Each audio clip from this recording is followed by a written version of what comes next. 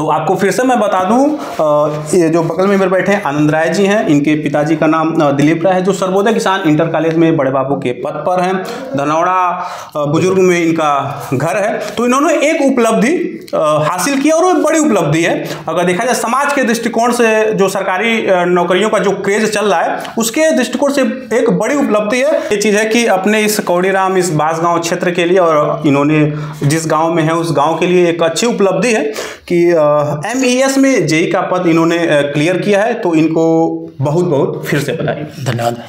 आपको बता दूं कि अभी मैं कौड़ीराम के ग्राम सभा धनौड़ा बुजुर्ग में मैं मौजूद हूँ और हमारे बगल में जो व्यक्ति हैं इन्होंने अभी MES जेई जो एक सरकारी वैकेंसी होती है उन्होंने उसको क्वालिफाई किया है। तो सबसे पहले सर आपको बहुत बहुत बधाई, धन्यवाद। थोड़ा सा इसके बारे में बताइए, जो ये पद है MES में जो जेई पद होता है वो क्या होता है, उसके बारे में थोड़ा सा बताइए। देखिए, ये जो MES जेई होता है ये SSC के थ्रू होता है। स्टाफ सिलेक्शन कमीशन इसका एग्जाम कराता है जेई के पोस्ट के लिए, और इसमें जो डिपार्टमेंट मिला हुआ है वो हमको MES मिला हुआ है, मिलिट्री इंजीनियरिंग सर्विस।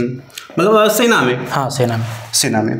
अच्छा, जब आपको पता चला कि एग्जाम निकल गया तो उस समय आपके मन में क्या चल रहा था? खुशी होती है, परिश्रम का फल मिलता है तो खुशी तो होती है।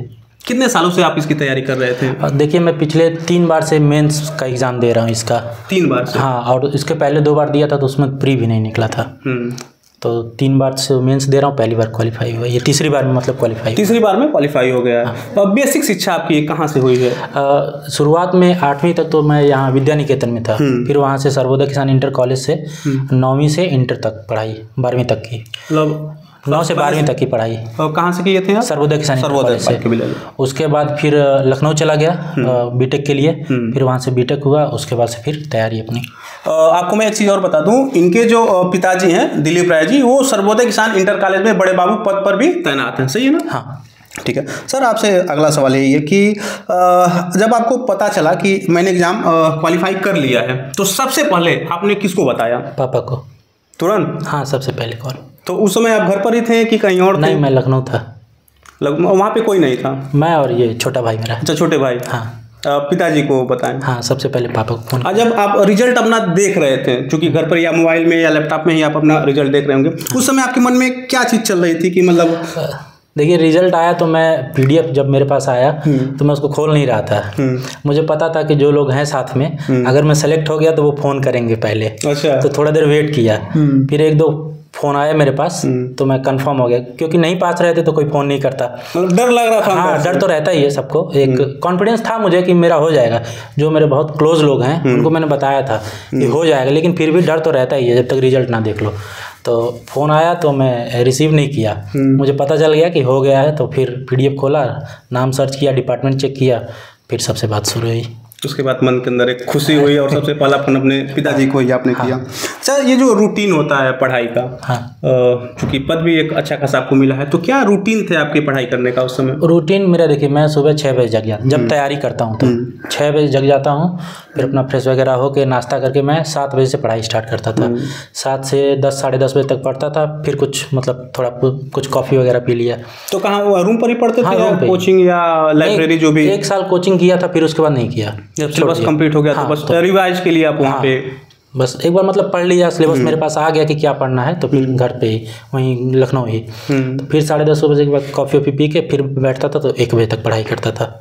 फिर खाना वाना खाया, थोड़ा आराम किया, फिर 3 बजे से फिर वही 6 बजे तक, फिर 6 बजे उठा, थोड़ा बहुत नाश्ता किया, फिर 9 बजे तक। बीटेक की पढ़ाई भी आपने किया? बीटेक। इंटर के बाद से आपने बीटेक किया? हाँ। उस और भी कोई कोर्स आपने किया? नहीं। कंप्यूटर से रिलेटेड कोई कोर्स? नहीं, बीटेक में होता है कंप्यूटर का, उसी में हो गया। वो 6 महीने का कोर्स उसमें होता ही नहीं। एक सवाल, अभी जो बच्चे सरकारी नौकरी की तैयारी कर रहे हैं, क्योंकि देखा जाए तो अब जो माहौल है यूपी और बिहार की, अपनी सरकारी नौकरी के प्रति बहुत रुझान भी है। लोग सोचते भी हैं कि हमारा लड़का हो जाए। देखिए, शादी विवाह भी उसी पे एक टिक गया है। सरकारी नौकरी तो शादियाँ बड़ी आसानी से हो जा रही हैं। तो उन युवाओं के लिए क्या कहना चाहेंगे आप? जो भी वो अपना काम कर रहे हैं, कॉन्फिडेंस के साथ लगे रहें, वो परिणाम आएगा। परिणाम आएगा जी। खुद में रखें कि इसी पे एक सवाल और, जैसे आपने जब पढ़ाई की तो क्या कभी रुकावटें लगा कि परिवार की तरफ से या बाहरियों की तरफ से कभी किसी ने आपको रोकने की कोशिश की, अब ज़्यादा हो गया? नहीं, परिवार की तरफ से तो मुझे कभी कोई कुछ पूछा ही नहीं। जिससे भी बात होती है, हालांकि मेरे मन में आया 1-2 बार कि नहीं 3 बार से नहीं हो रहा है तो छोड़ देते हैं। कितने साल आपने तैयारी की टोटल? तैयारी मान के चलिए कि मैं 15 में पास हो गया था। इंटर की बीटेक वाला? बीटेक वाला 15 में पास हो गया था। हाँ, उसके बाद 15 में कोचिंग किया, मतलब मेडिजी से। उसके बाद फिर मेरा रेलवे का एग्ज़ाम निकला। फिर कोरोना आ गया, तो कोरोना में 3 साल वैकेंसी ही नहीं आई। फिर 1 साल एसएससी ने ड्रॉप कर दी वैकेंसी, तो 4 साल गैप हो गया। फिर उसके बाद से जब से आया तो मैं लगातार 3 बार से क्वालिफाई हो रहा था। मतलब मान के चलिए कि 7-8 साल आपने 7-8 साल लग गया मुझे तैयारी किया। हाँ। अब उसी पे थोड़ा सा जो आपका सिलेबस है, जैसे कहा जाता है सिलेबस को कुछ लोग रटते हैं, कुछ लोग समझते हैं, तो क्या जो लिखित रूप में आपने कुछ तैयारियां की कि वैसे ही अगर देखा जाए तो समझ बूझ के आपने उस चीज़ को तैयार किया? नहीं, लिखना तो पड़ता ही है, नोट्स तो बनाना ही पड़ता है। सिलेबस क्योंकि सिविल इंजीनियरिंग का सिलेबस जो होता है इंजीनियरिंग डिपार्टमेंट में भी सबसे ज़्यादा होता है, तो नोट्स बनाना पड़ता है। फिर शॉर्ट नोट बनाओ, रिवाइज करो, उसको बार बार प्रैक्टिस करो, क्वेश्चन का टेस्ट दो। अच्छा, एक चीज़ थोड़ा सा अलग से मैं पूछूँ, सैलरी कितनी होगी आपकी? ये जो अभी देखिए हर डिपार्टमेंट का अलग अलग होता है, तभी कुछ अंदाजा तो इनिशियल जो 60-65 के आसपास। हाँ। शादी हुई है आपकी? नहीं, अभी नहीं। तो अब तो जल्दी शादी भी लगभग अब होने ही वाली होगी। हाँ, शादी होने वाली। तो इसके पहले चर्चाएं चल रही थी शादी की कि नहीं? शादी फिक्स हो गई है मेरी। फिक्स हो गई? हाँ। चलिए, आपको इसकी भी बहुत बहुत बधाई। धन्यवाद। अभी क्या लग रहा है कि अभी उसी पे रहेंगे कि उसके आगे भी आप तैयारी करेंगे? नहीं, मैं अभी आगे प्रयास करूंगा। वो किस पद के लिए आप जाना चाहेंगे? देखिए, हमारा जो टॉप मोस्ट एग्जाम होता है इंजीनियरिंग का, वो होता है IES इंजीनियरिंग सर्विस का एग्जाम होता है, मैं उसके लिए प्रयास करूंगा। कितने परिवार में कितने सदस्य हैं आपके? 18-20 लोग हैं मेरे परिवार में। 18-20 लोग? हाँ। मतलब टोटल पिताजी आपके कितने भाई होंगे? 5 भाई। 5 भाई। आपके पिताजी के आप लोग कितने भाई? 2 लोग। 2 भाई? हाँ। आप सबसे बड़े हैं? हाँ, मैं बड़ा हूँ परिवार। वो सामने वो सबसे छोटे हैं? हाँ। बहन भी कोई है? नहीं, बहन नहीं है। इनके लिए क्या कहना चाहिए? नई पीढ़ी में मैं सबसे बड़ा हूँ। नई पीढ़ी में सबसे बड़े हैं। इन छोटे भाई के लिए आप क्या कहना ये चाहेंगे? भी मेहनत करें। मेहनत करें। क्या कर रहे हैं अभी? ये भी बीटेक किए हुए हैं प्रयासरत। तो मतलब आपका अगला जो टारगेट होगा वो IES के लिए होगा। हाँ। तो इस क्षेत्र में सबसे बड़ा पद हाँ, वही होता है। तो आपको फिर से मैं बता दूं, ये जो बगल में मेरे बैठे हैं आनंद राय जी हैं, इनके पिताजी का नाम दिलीप राय है, जो सर्वोदय किसान इंटर कॉलेज में बड़े बाबू के पद पर हैं। धनौड़ा बुजुर्ग में इनका घर है। तो इन्होंने एक उपलब्धि हासिल की और वो बड़ी उपलब्धि है।